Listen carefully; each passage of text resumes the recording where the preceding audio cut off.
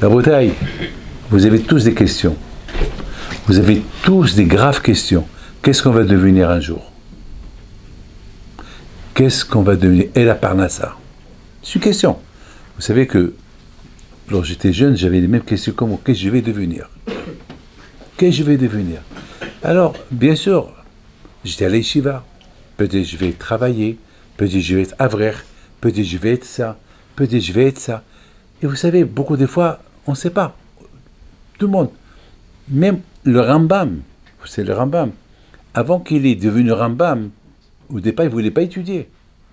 Jusqu'à que son père lui a dit, mon fils, il faut que tu fasses quelque chose. Je vais t'apprendre à être cordonnier. Il a commencé à apprendre la cordonnerie à Rambam. À Rambam! Jusqu'à un jour, il dit à son père, papa, non, c'est pas pour moi ça. Il n'y a pas autre chose pour moi. Je lui dis la Torah. Au plombier. Voilà. Non. Cordonnerie, plomberie, non. Je vais étudier la Torah. Il est devenu Rambam. Docteur. Mais Moshe ad Moshe, le Kamke Moshe. Voilà. La Bretagne, vous, 100% comme moi, j'ai passé moi aussi les mêmes périodes que vous. La différence entre vous et moi, c'est que moi, j'avais rien du tout. Moi, j'avais ni téléphone, j'avais rien. J'avais un costume que ma mère m'a acheté pour ma bar mitzvah, que je l'ai changé lorsque j'avais 16 ans. Je ne pouvais plus mettre mes pieds dedans. Jusqu'à que Rav Shammai Alav Shalom ait eu d'appel pour moi, il m'a acheté un costume. Aujourd'hui, vous avez un problème, vous appelez votre maman, vous allez Shabbat oui, Shabbat non chez vos parents. Nous, on n'avait rien de tout ça. Rien de tout ça. On n'avait rien de tout ça. On avait quoi? Que la Gemara. Mais on avait des pensées. Qu'est-ce qu'on va devenir un jour? Qu'est-ce qu'on va faire de notre vie un jour? Mes amis, je pense que c'est ça. On apprend ça de la paracha de la semaine. Écoutez bien ce que je vais vous dire. Yaakov Avinu alav Hashem, il quitte ses parents. Vaïtse Yaakov Be'esheva va'elech Harana. Harana, qu'est-ce que je vais devenir? Le pauvre, il n'a pas d'argent. Il n'a rien du tout. Même l'argent qu'il a pris, Eliphaz, il a agressé sur le chemin. Il a pris son argent. Il est parti avec rien. Mes amis, il est parti avec rien. Qu'est-ce qu'il va faire? Vous savez, on dit chaque jour, on a des problèmes. Il y a beaucoup de problèmes qui n'ont pas de solution. Mais Hachem, il a des solutions. Nous, on n'a pas de solution. C'est vrai, nous, on n'a pas. Nous, on n'est que des êtres humains. On n'a pas de solution. Mais Hachem, il a des solutions. Ezrim et Hachem. Mais attends, beaucoup de fois dans ma vie, j'ai 74 ans, dans ma vie, j'ai eu des problèmes, plein de problèmes il n'y a pas de solution. Mais Hachem, il a. Parce qu'Hachem, il a une autre. La photo que nous voyons devant nos yeux, c'est pas la même photo que Hachem y voit. Hachem y voit la chose d'une autre dimension. La vision d'Hachem, elle est autrement que la nôtre. Nous, on n'a que des petits yeux. On n'a pas des grands yeux. Hachem, il voit tout. Il a une grande photo. Beaucoup de fois, on reproche à Hachem des choses, et après on voit que Hachem, il a bien fait les choses. Non, on ne sait pas. La Bretagne, comment on peut résoudre notre problème de l'avenir? Qu'est-ce que je vais devenir après? Yaakov Avinu alav Shalom, lorsqu'il est sorti de Be'er-Sheva pour aller à Haran, avec tout le problème qu'il avait, vous savez ce qu'il a fait? Il est parti à la yeshiva de Shem Ve'eve, 14 ans. Yaakov, tu es fou? Mais tu as maintenant presque 73 ans. Tu es fou? Qu'est-ce que tu fais? 63, pardon. Attends, qui va te marier? Il faut aller maintenant. Non, il est parti 14 ans. Il a 14 ans à l'Yeshiva de Shem Ve'ever. Il avait 77 ans lorsqu'il est parti chez Lavan. Mais quoi, qu'est-ce que tu vas faire chez Lavan? Tu crois que Lavan il va te donner sa fille? Elle est jeune encore. Toi, tu es vieux, tu as 77 ans. Mais qu'est-ce que tu fais? Rabotai Yaakov Avinu. Il a vu comment il a résolu son problème. On peut résoudre notre problème uniquement à travers la Torah. Il a dit, j'ai quitté ma mère, j'ai quitté mon père. Maintenant j'ai des problèmes. Je vais aller à Haran. Je n'ai pas d'argent, ma touffe. Qu'est-ce que je vais faire? Je vais aller à Yeshiva. Je vais aller à Yeshiva. Quoi, à la yeshiva, tu vas résoudre tes problèmes? Oui. Toi, tu le sais pas, mais oui. À la yeshiva. C'est tout. Comment il a résolu son problème? Hizkiya Ameler, contre tous les rois qui sont venus lui faire la guerre. La Torah. Il a pris un épée. À chaque Bet Midrash, il a dit Mishilema Torah, celui qui n'étudie pas la Torah, il sera tué avec cette épée-là. Tous les épées qu'il y avait en Israël, il n'y avait que des synagogues, que des yeshivot. Tous les armes, c'est comme ça qu'ils ont embelli les synagogues. Ils ont décoré les synagogues avec des armes. Des armes, des flèches, des épées. On n'a jamais vu ça. C'est pas écrit dans la Torah que celui qui n'étudiait pas la Torah, il est condamné à mort. C'est pas écrit dans la Torah. C'est écrit dans la Torah qu'il faut étudier, mais c'est pas écrit que celui qui n'étudiait pas la Torah, il est condamné à mort. Non. Hizkiya Amelech, il a dit, s'il n'y a pas de Torah, il reste quoi? Herev. C'est quoi Herev? Herev, c'est Rehov. Rehov, c'est la rue. La rue, elle tue. La Torah, elle te donne la vie. Rehov, c'est quoi Rehov? C'est quoi Herev? Herev, c'est Rehov, c'est la rue. La rue. Tous ceux qui n'étudient pas la Torah, ils sont dans la rue. Au niveau spirituel, ils sont morts.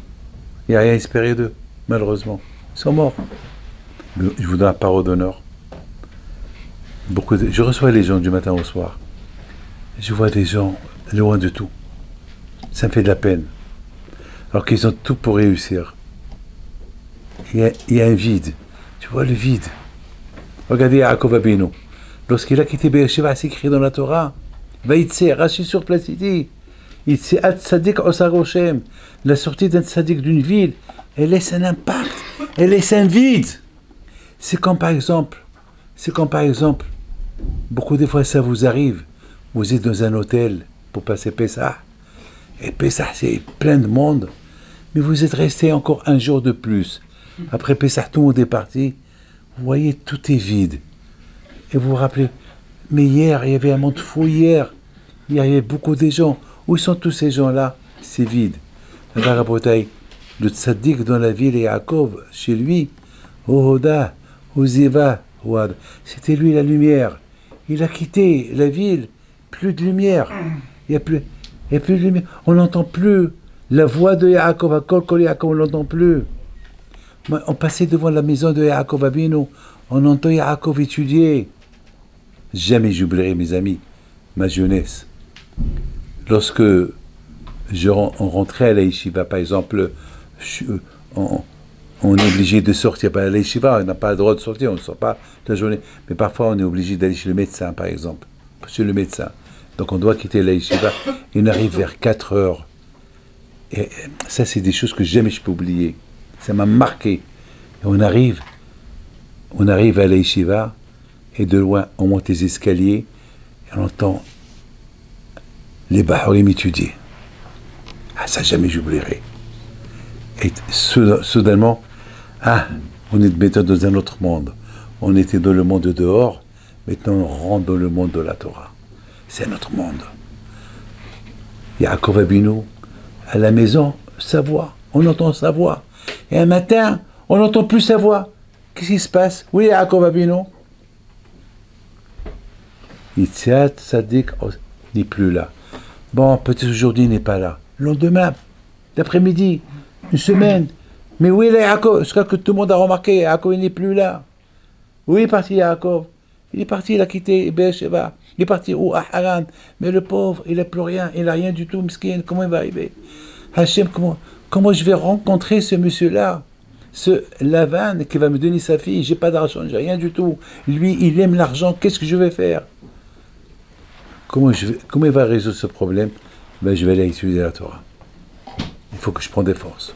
Si j'ai des marches à vote comme ça, si j'ai des pensées comme ça, que je vais devenir, allez, ça veut dire qu'il me manque encore un peu de Torah. Lorsque vous sentez qu'il vous manque quelque chose, que je vais devenir, ça veut dire qu'il vous manque la Torah. Allez-y, trouvez votre solution dans l'étude. Et vous êtes trouvé. Alors je vais m'expliquer. Vous savez, mes amis, quand Akadosh Baruch Hu, il a créé l'homme, Hachem, il n'a pas créé l'homme avec sa bouche, avec ses mains. Tout ce que Hachem il a créé avec sa bouche. Baruch Omer ve'osi.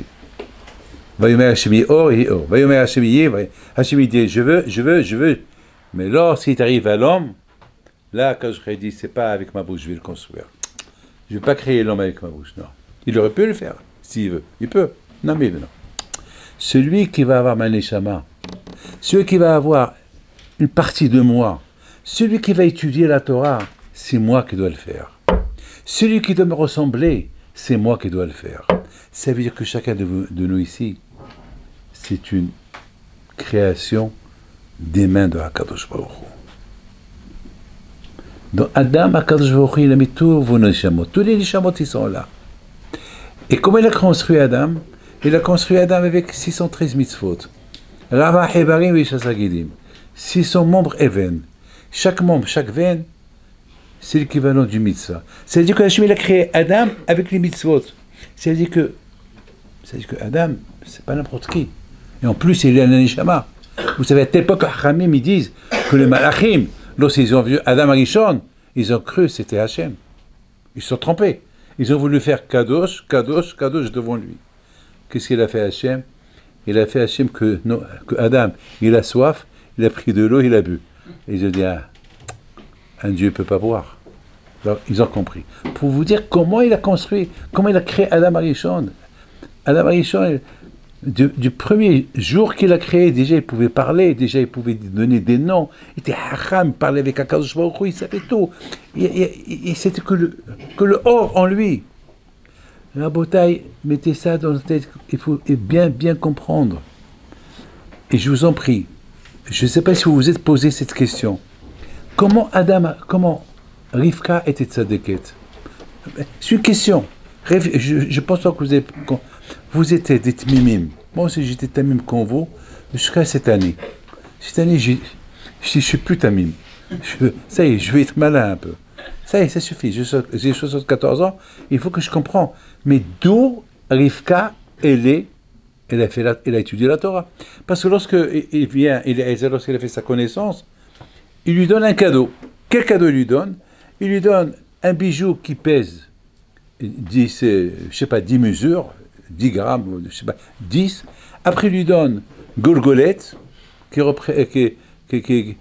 alors, 10, ça représente les 10 commandements. Golgolette, ça représente Beka, Golgolette, ça veut dire Mahatzita Shekel, que les Juifs ont donné au Beth Amikdash. Et il lui a donné 2 choses qui représentent les 2 tables de la loi. Très bien, toi, il Ezer, tu as étudié la Torah. Toi, il Ezer, tu étais Mithacham. Dolé Mutarabo, tu as étudié avec Abraham, et tu enseignes d'autres. Mais Rivka, d'où il va comprendre ce que tu es en train de lui donner? Zamak, soi-disant, voilà, de toi, ils vont sortir les Juifs, qui vont recevoir les 10 commandements, les 2 tables de la loi, ils vont faire Hatishak. Il n'avait que 3 hommes skina, il ne connaît rien du tout. Attends, un enfant, tu lui donnes un bonbon, il sait que c'est un bonbon. Tu lui donnes un chèque d'1 milliard de dollars, il le prend, il va le déchirer. Il ne sait pas c'est quoi 1 milliard de dollars. Il ne sait pas, tu lui donnes des diamants, il va les jeter, il ne sait pas. Alors qu'est-ce que tu donnes à Rivka? Tu donnes à Rivka ce que... Est-ce qu'elle a compris ou pas? Moi je dis qu'elle a compris. Alors, d'où elle a compris? Dans quel séminaire elle a étudié? Dans quel séminaire elle a étudié? Elle a étudié Rachel, Léa, la parasha de cette semaine. Rachel, Léa, chez qui elle a étudié? Qui Lavan? Là-bas, il était Obed Abodazara, là-bas, il était idolâtre. Où elle a étudié? Où? Chez qui? Chez qui? C'est la question que je me suis posée cette année. Je me suis rendu compte que non. Comme Avraham Abino. Vous savez, il y a quelque temps, j'étais à Montréal. Je crois il y a 2 ans. Je recevais les gens, et il y a un couple, un rabbin, avec une grande barbe, les enfants des péotes, et la femme, Mamash Tzadeket, bien couverte, elle avait un kissou roche. Les noms, c'est Sarah bat Abraham, Abraham ben Abraham. Donc c'est des convertis. Alors je leur pose la question, vous êtes convertis? Ils me disent, oui, on est convertis. Qu'est-ce que vous avez... pourquoi? Comment? Il a dit, on a fait comme Abraham Avinu. Comment comme Abraham Avinu? Ben, on a découvert Hachem. Comment vous avez découvert Hachem? Ils ont dit, on voulait choisir cette religion. Je ne veux pas vous citer les religions. On voulait cette religion. On voulait ça, on voulait ça, on voulait ça. Et à la fin, on a vu que s'il n'y a que la Torah. Comme Yitro, qu'il a cherché, il a découvert Hachem. Comme Abraham, il a cherché, il a découvert Hachem. Et elle me dit comme ça. Nous, on est de la Colombie. On n'a jamais vu un juif. On ne savait pas ce qu'est les juifs, c'est quoi les juifs. Et on a commencé à découvrir, et à un moment donné, on dit, c'est pas possible. Ce monde-là, il a un patron. C'est pas une civilisation. C'est pas quelque chose qui est venu comme ça. Finalement, mes amis, comme qu'il dit le Ramchal, il dit, il y a deux sortes d'aveugles. Il y a un aveugle qui est né aveugle, il est aveugle. Il y a un aveugle qui fait semblant qu'il est aveugle, il ne veut pas voir, mais il voit, mais il fait semblant qu'il ne voit pas. Aboutaï, nous, Baruch Hashem, on n'est pas des aveugles, on voit. Et beaucoup de fois, on fait semblant qu'on ne voit pas. C'est ça l'erreur. Mais si tu ouvres bien tes yeux, tu vois. Atar et aladat, il dit Moshe Rabbeinu. Atar et aladat. Ouvre tes yeux et tu vois. Il dit David Ameler. Ça et shamecha maaseh tzvaotecha yareich v'kochabe shkol marabu maasecha Hashem. Ça enecha marom emi bara elle. Ouvre tes yeux et tu vois. Beaucoup de fois on ouvre les yeux, on ne voit pas. Rabotai, Rachel, Léa, Bilha, Zilpa, Rivka, Sarah, Avraham, Abinu, ils ont découvert Hachem tout seuls. Nous, Baruch Hashem, on a nos parents qui nous ont aidés, on a nos rabbanim qui nous ont aidés à être ce qu'on est aujourd'hui. Mais eux, ils n'avaient personne. Ils avaient la tête. Ils ont utilisé leur tête et ils ont découvert. En Azmi Libado. Vous vous rendez compte, mes amis, que Rivka, elle a compris ce qu'on lui a donné. Ça représente ça. Comment elle sait? Son corps lui a dit. Je raconte une histoire personnelle. Une fois, j'arrive d'un long voyage, j'avais faim. Je rentre à la maison, il y avait des ouvriers. Bon, j'ouvre le frigidaire, ma femme n'était pas là. Je trouve ce que je trouve. Je prends un morceau de pain, je mets de la charcuterie dedans, je me lave les mains, je m'assois. Et j'ai fait la bracha. Je mange. À un moment donné, je commence à goûter la charcuterie. Je me dis, est-ce qu'elle est cachère? C'est quoi ça? C'est quoi la question, est-ce qu'elle est cachère? Mais c'est chez toi, David Pinto. Ce qu'il y a à la maison, c'est cachère. C'est quoi, est-ce que c'est cachère? J'avale pas. Mais c'était bon. Mais c'était bon. Je sentais. Mais David n'avale pas. Regarde. Je prends le paquet. C'était de la viande pas cachère. C'est les goïms qui ont acheté cette viande. Et pour eux, ils l'ont mis au frigidaire. J'aurais pu bien avaler, c'était bon. Non, mais mon corps, il n'a pas l'habitude. David, est-ce que c'est cachère? Vous avez compris? C'est comme ça que ça marche. Lorsque tu aimes Akadosh Baruch Hu, tu aimes la Torah, et tu veux respecter les mitzvot, la mitzvah, lorsque tu veux faire le contraire, elle te rappelle, ne fais pas, ne me fais pas, ne me fais pas. Mes amis, vous savez, je vous apporte la preuve sur la Shemitah. Sur la Shemitah qui est Veshavta Haaretz, la terre, elle fait le Shabbat. C'est quoi? La terre, elle fait Shabbat. Je n'ai pas compris ce passage de la Torah. La terre, elle fait Shabbat. Est-ce que la terre, elle fait Shabbat? Moi, je fais Shabbat. Moi, je vais faire que je fais la Shemitah. Moi, je fais la Shemitah. Moi, je vais faire que la terre, elle fait Shabbat. Mais la Torah, elle dit non. Veshavta Haaretz. La terre, elle fait Shabbat. Comment? Ben oui. La terre, elle sait qu'elle doit faire Shabbat. La terre, elle sait. Elle veut, elle. Mais à toi de la suivre. Elle veut. Il a mis en nous 613 membres et veines pour nous rappeler comment on peut vivre. Nos problèmes à nous, c'est la Torah. On résout nos problèmes dans la Torah. Qu'est-ce que je vais faire dans l'avenir? Tout d'abord, maintenant tu es là à la yeshiva, étudie. Et Hachem va t'aider. Qu'est-ce que tu vas devenir? Et Hachem va t'aider pour ne pas faire une bêtise, une faute. Baruch Hashem, Baruch Hashem, Baruch Hashem.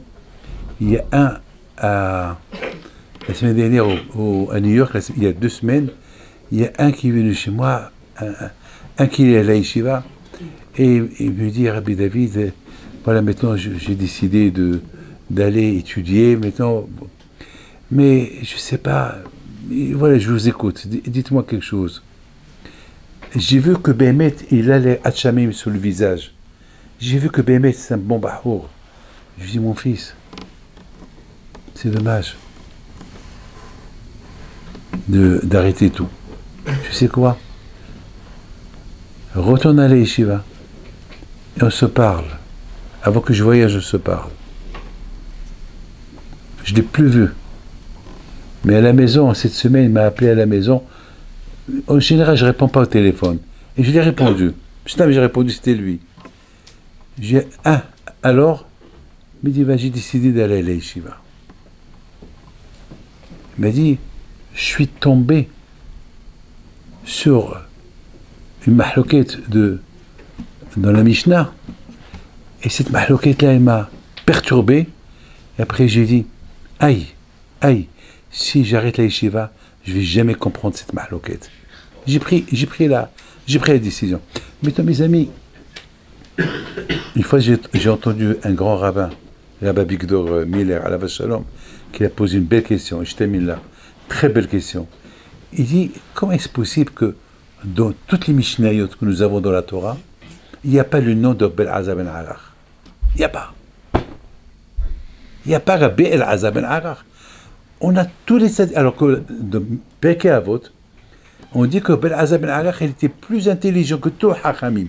Tu prends tous les Hachamim dans une balance et tu mets Bel-Azar ben Arar dans une balance et lui, il est mieux que tout le monde.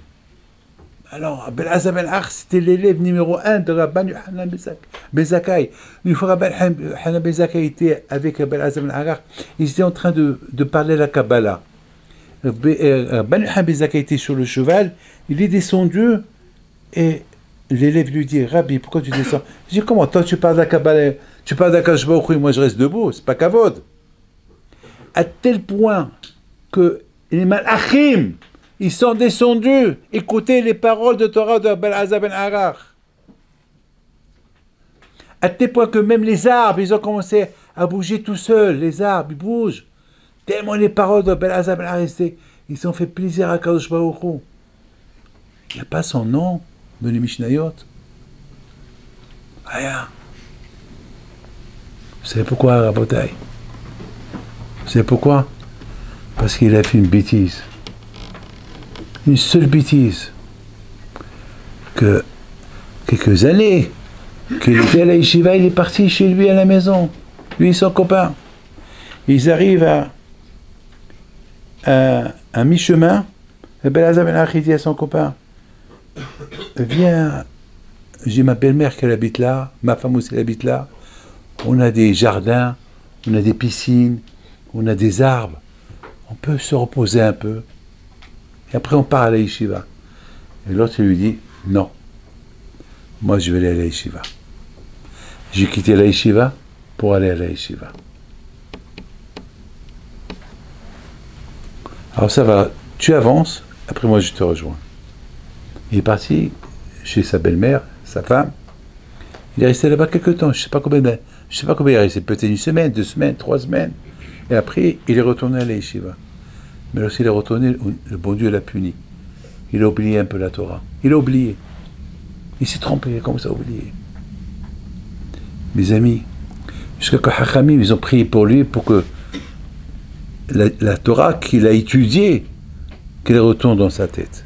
Alors très bien, là, maintenant, Baruch Hashem, elle a fait tchouva, oui ou pas? On est tous d'accord. La Torah, elle est retournée. Ses copains, ils ont prié pour lui, la Torah, elle est retournée. Alors pourquoi il n'y a pas son nom dans la... Pourquoi il n'y a pas son nom dans la Mishnah? Eh bien, quelqu'un Moi, je pense. Voilà la réponse que j'ai donnée. J'espère qu'elle va vous plaire. J'espère que je ne me trompe pas. Rabbi Elazar ben Arach, toi, tu es un symbole. Le symbole de la Torah. Tu es le symbole de ton Rav, Rabbi Yochanan ben Zakkai. Il se vante de toi. Il dit que tu es le meilleur. Tu es le meilleur. Et tu vas à la piscine. Tu es le meilleur. Et tu vas là-bas te prendre des vacances. Ton copain qui est meilleur, moins que toi, il va à la yeshiva. Et toi, tu vas chez ta belle-mère. Tu vas chez ta femme. Mais c'est pas comme ça. Déjà, va à la yeshiva, retourne. Donne priorité à la Torah. Alors, ça veut dire qu'ils ont dit, celui qui n'a pas donné priorité à la Torah, il ne mérite pas qu'on mette son nom dans la Mishnah. C'est grave. C'est grave. C'est grave. Très grave. Mes amis,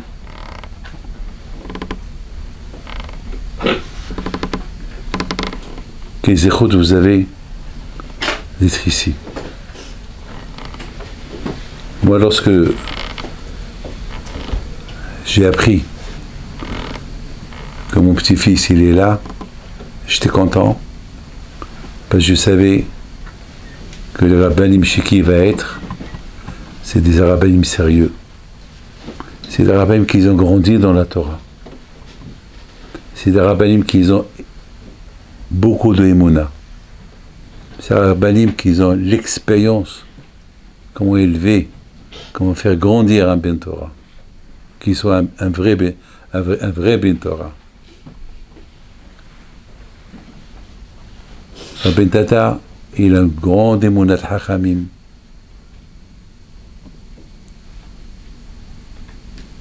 Et c'est un grand ben Torah, ainsi que Ben Hamou, ainsi que les autres rabbanim que je viens de connaître.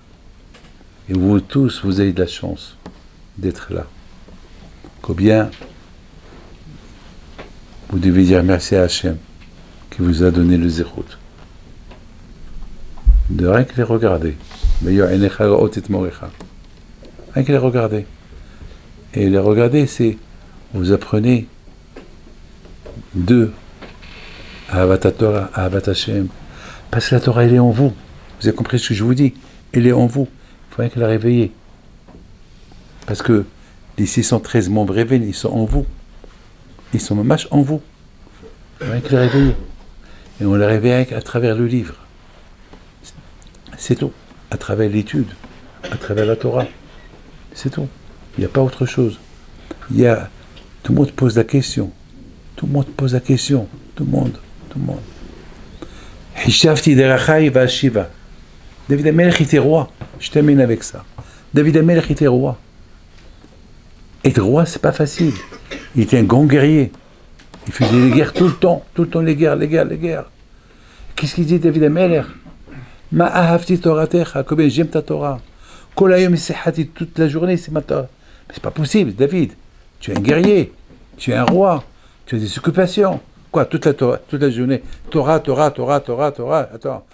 Quoi, hayom sehati, attends, quoi, David Amelech, il parle que Torah tout le temps. Comment vous pouvez répondre à cette question? Et j'ai réfléchi une petite réponse. C'est vrai, David Amelech était roi. Il avait des réunions militaires, des réunions d'affaires, et des réunions, oui, il y avait des réunions. Il avait 18 femmes, il y avait beaucoup des enfants, il devait parler, alors quoi? Mais tout ce qui parle, c'est Torah. C'est quoi Torah? Celui qui parle pas de Lashon Hara, ça s'appelle Torah. Celui qui mange du kasher, ça s'appelle Torah.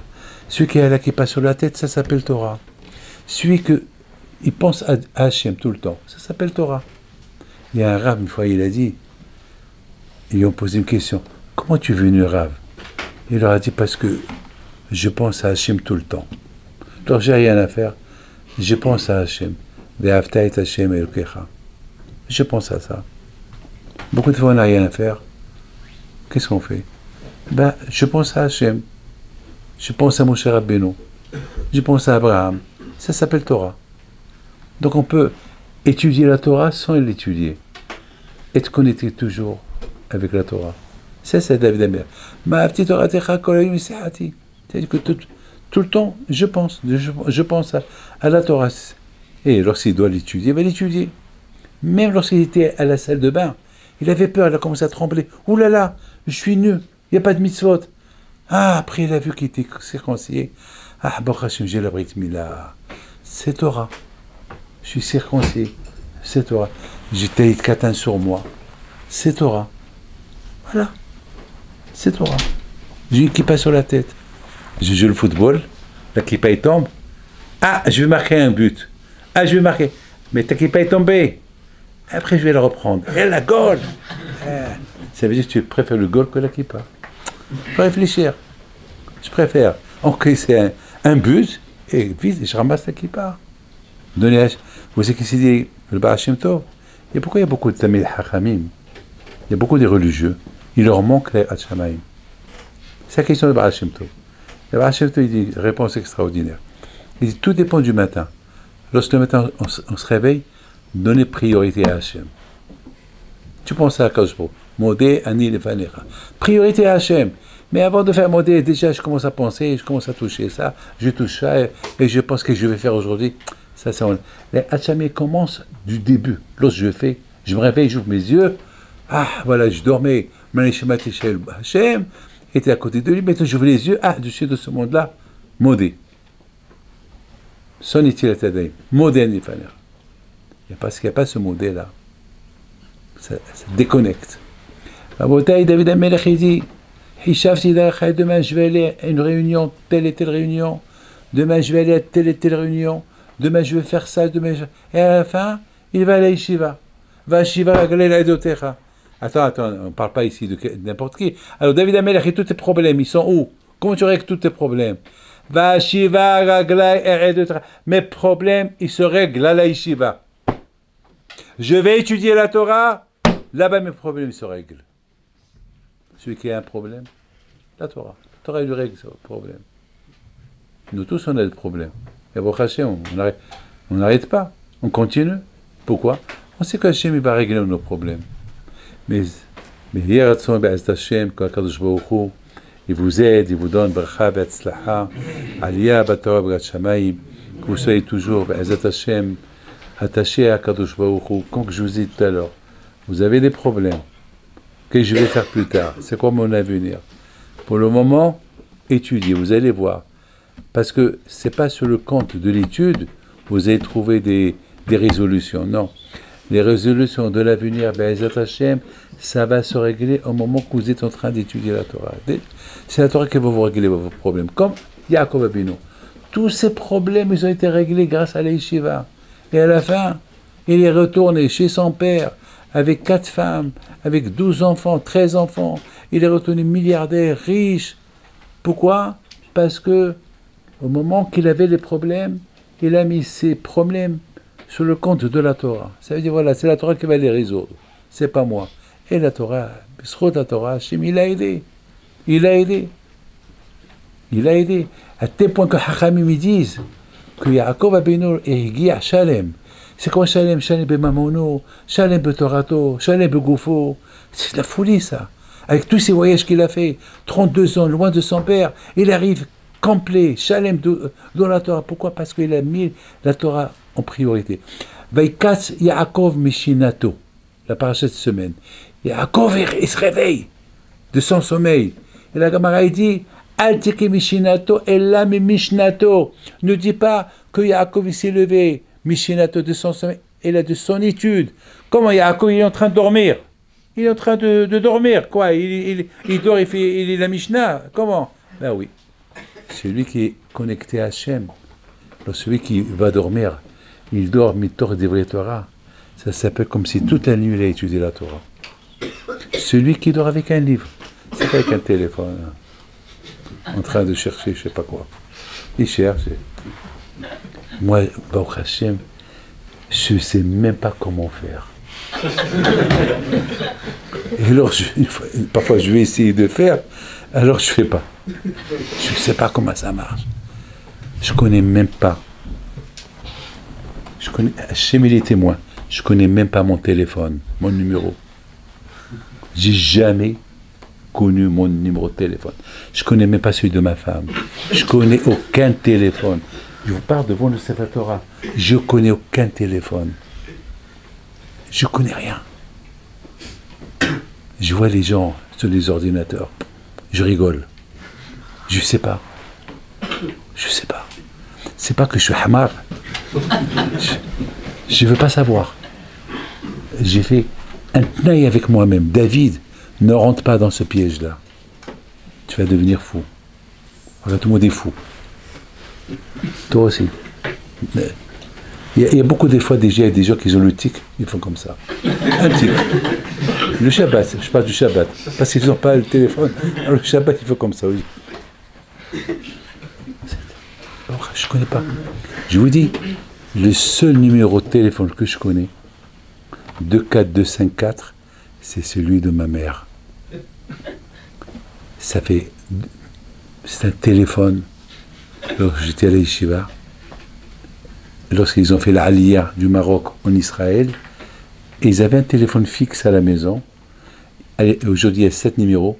À l'époque, il n'y avait pas 5. Il n'y avait que 242, voilà. 24254. C'est le seul que je retiens par rapport à Kiboud Avaim. Alors, il y a quelqu'un qui m'a dit, et Kiboud ta femme. Une fois, j'ai raconté ça, il m'a dit, et Kiboud ta femme. Je lui ai dit, ma femme, elle m'appelle. Donc je ne l'appelle pas, elle m'appelle. Alors, je ne connais pas son téléphone. Je vous donne ma parole, je ne connais aucun téléphone. Bon, Hachem, je me rappelle des Gemarot que j'ai étudiés. Je me rappelle de tout, mais pas des numéros. Parce que je ne veux pas. Je ne veux pas. Parce que je sais c'est quoi le Sahara du téléphone. Je sais c'est quoi le Sahara, je sais. Je sais. Je suis vieux. J'ai une barbe blanche. J'ai aussi le Sahara. Ne croyez pas que je suis un tzaddik. Hein. Ne croyez pas que je suis au-delà de ce que vous pouvez imaginer. Je ne suis pas Rabbi Haim Pinto. Je suis David Pinto. Moi aussi j'ai un Sahara, mais il faut que je travaille. Il faut que je me le travaille. C'est un travail. Vous croyez que même les grands tzaddikim croyaient qu'ils sont devenus ce qu'ils sont devenus comme ça. Et ils ont travaillé. Et c'est un travail toute la vie. Tant que tu vis, tu n'es pas arrivé à la perfection. Tant que tu vis, tu as un chemin, tu as le Sahara devant toi. Comme qui dit, Messilat Tisharim, tu marches, il marche avec toi. Tu montes au lit, il monte avec toi au lit. Tu dors, il dort avec toi. Tu te réveilles, il se réveille avec toi. Tu manges, il mange avec toi. Il ne te lâche pas. Il ne te lâche pas. Jusqu'à la mort. Le Sahara, le pauvre, il est en liste d'attente. Il attend. Voilà, il t'attend. Il t'attend. Il attend que tu es chez lui. Alors, une fois que tu le cherches, il va avec toi. Mais le Sahara, il lâche pas. Une fois, j'étais à l'aéroport, il y avait une queue pour passer la sécurité. Et il y avait ma femme. On prend la sécurité en face. C'est en plein été, des femmes mal habillées. Je me retourne de l'autre côté, il y avait une autre queue, là-bas aussi des femmes mal habillées. Alors je me retourne de l'autre côté, là-bas aussi il y a une autre queue, la femme se met. Alors je dis, ce qui reste, je vais élever, je me retourne, mais tu te retournes, c'est pire. Alors finalement j'ai dit, tiens, je vais lever ma tête et je vois, je marche. En levant la tête, il y a un grand écran, un défilé des femmes. Ça veut dire que le Sahara, à gauche, à droite, devant, en face, il ne te laisse pas. Tu veux tout faire, il ne te laisse pas. Qu'est-ce qu'il faut faire? Il faut trouver des manières. Alors, enfin, j'ai fermé les yeux, j'ai commencé à voir le parterre, et c'est tout. Mais celui qui essaye, par tous les moyens, de combattre le Sahara, et vous, le Bahou Yeshiva, le Sahara, il ne vous lâche pas. Mettez ça dans la tête. C'est le Bahou Yeshiva, c'est encore pire. Vous êtes des beaux gosses, vous êtes des bons Bahourim. Et les Sahara vous disent, mais qu'est-ce que vous faites là? Allez, sortez, allez, sauvez-vous, qu'est-ce que vous faites? Les Sahara, chez le Bahou Yeshiva, il est très dur, très très dur. Kol hakavod lachem, kol hakavod que vous avez choisi, kol hakavod. C'est que vous avez des grandes neshamot. C'est que c'est votre neshama qu'elle dit à votre corps. Parce que dans chacun de nous, il a la Torah dans son corps. Vetoratra betor me'ai. La Torah, elle est là, en nous. Elle est composée par les Varim et les Guidim. Donc, Baruch Hashem, elle nous réveille. Allez, fais-toi. Ce matin, j'avais beaucoup à faire. Je devais aller au Kotel, pilarier quelqu'un au Kotel. J'avais un shiur dans une yeshiva à côté du Kotel. Et bien sûr, il y avait une bar mitzvah. C'est rien que dire Mazal Tov et venir ici. Vous savez, hier soir, j'ai prié à Kadosh Baruch Hu. Je savais qu'aujourd'hui, ça va être une journée de mitzvot. Et je sais que le jour que j'ai des mitzvot à faire, j'arrive pas à dormir. Pourquoi? Comme ça, le matin, j'ai sommeil. Ah ben, j'ai dormi très tard. Et j'ai dit, comment je vais faire demain? Comment je vais faire demain? J'ai dit à Kadosh Baruch Hu, ne me fais pas ça. Mes amis, voilà, vous êtes comme mes enfants. Avec Hachem, on lui parle. Vous avez compris ce que je vous dis? On parle à Hachem. On lui parle. Il nous répond avec des messages.